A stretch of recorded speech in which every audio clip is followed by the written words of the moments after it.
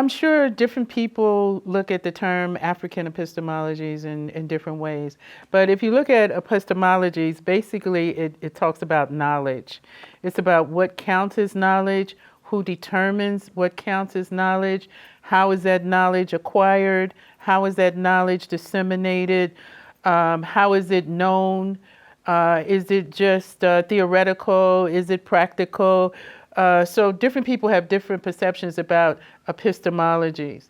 So when I talk about African epistemologies, what I'm basically talking about is African ways of knowing.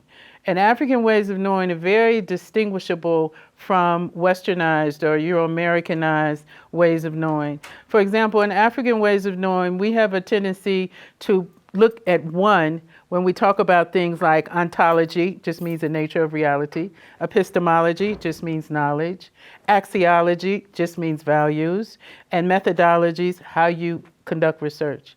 When you look at it from a Westernized or Euro-Americanized viewpoint, they tend to separate these things. Ontology goes here, epistemology goes here, the values go there, the research methodology goes there. No, not for African ways of knowing. There's one. All these things are connected into one.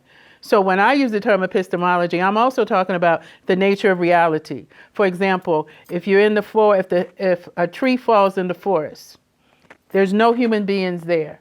Does a tree make a noise? Some people will say no because nobody heard it. Other people will say yes because the tree has its own spirit, has its own life, has its own sense of being. So when I say epistemologies or African epistemologies, I'm combining the ontology, the knowledge aspect, the values aspect, as well as how you study and, get into what really counts as knowledge. So African epistemologies for me includes all of those things. And then it also brings about the relevance of historicizing whatever you're doing. Whether it's engineering, whether it's anything in the sciences, it doesn't matter what discipline it is, because in African epistemologies, we look at things from a multi-inter-transdisciplinary, primarily transdisciplinary aspect. Because it's this Cartesian thing that came about in the Westernized world. They created all these little disciplines. You have the psychology over here, the sociology over here, and all of that. Now people are realizing you can't solve problems with all this divisiveness.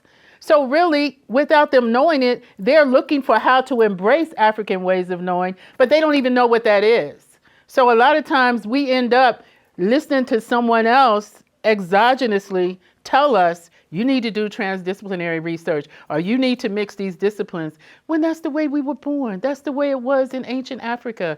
That's the way people looked at things. It's just like, when people from different African countries go to a different African country, you'll find out that different people from different ethnic groups are good at different things. It used to be like that in pre-colonial Africa, where families were known, this family's known for this. This clan is known for that. And then we integrated and looked at things from a multi or transdisciplinary type of way. Also with African epistemologies, it's about interrogation. You cannot take things at face value. You have to look for the underlying meanings. You have to look into more of an emancipatory critical analysis so that you don't just accept something that's given to you as it is. And then another thing that is very important that it involves is that it's experiential. It's not lying in some book somewhere. It's not some kind of theory that's away from or separate from a human being. Instead, it's experiential. You learn by experiencing it. Don't get confused. Sometimes we think if we have pigmentation, then we understand Africanity. It's not that simple. I know white people who understand African epistemologies.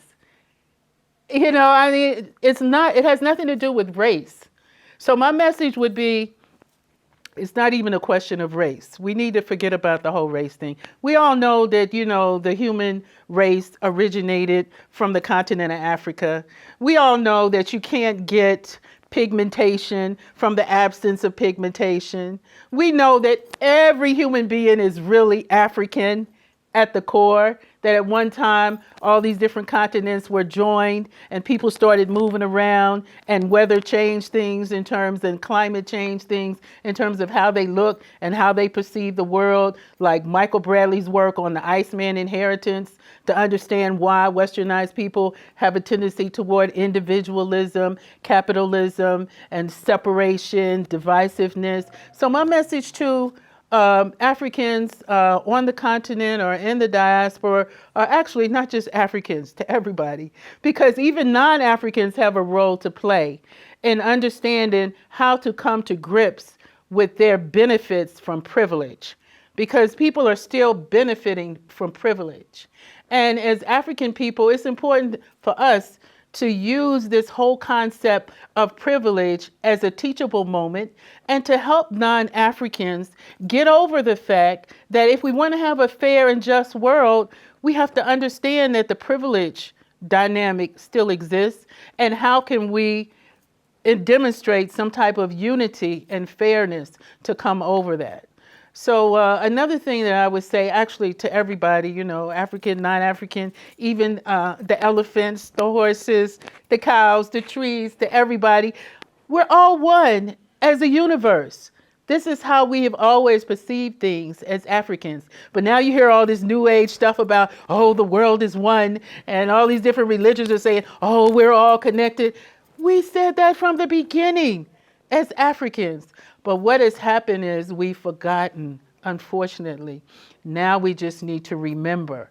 So my response to everybody is historicize, remember, understand who we all are, and let's find a better way to get along together.